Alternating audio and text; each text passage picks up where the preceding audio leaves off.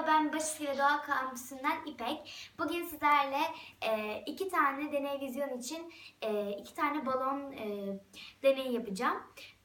Birincisine başlayalım. Birincisinde balonu ay kaçtı bu? Birincisinde balonun nasıl patlamayacağını göreceğiz. Bant yapıştırıyoruz. Gerekenler bu arada. Bak, iğne, bant, bir tane balon.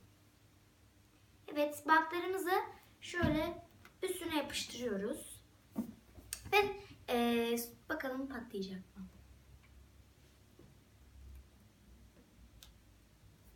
Bakın. Patlamıyor arkadaşlar.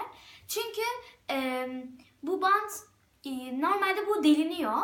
Ama bant üstünde olduğu için bunun patlamasını önlüyor. Ve balon patlamıyor. Az önce çıkardığımda patladı. Çünkü delinmişti. Bakın patlamıyor. İkinci deneye geçelim. İkinci deney balonun elektriksel şeyini göstereceğim arkadaşlar. Şimdi bunu böyle sürüyoruz. Böyle saçlarımız havaya kalkıyor.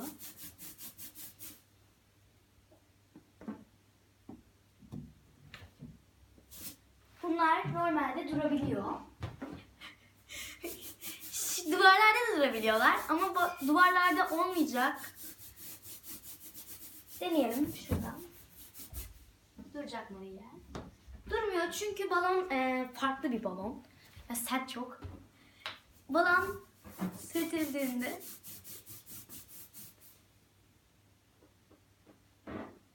böyle kalkıyor.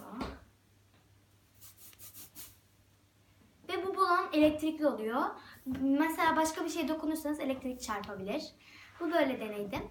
Evet, deney vizyon için benim videom böyleydi. Balonlarla ilgili iki tane deney gösterdim. Görüşürüz.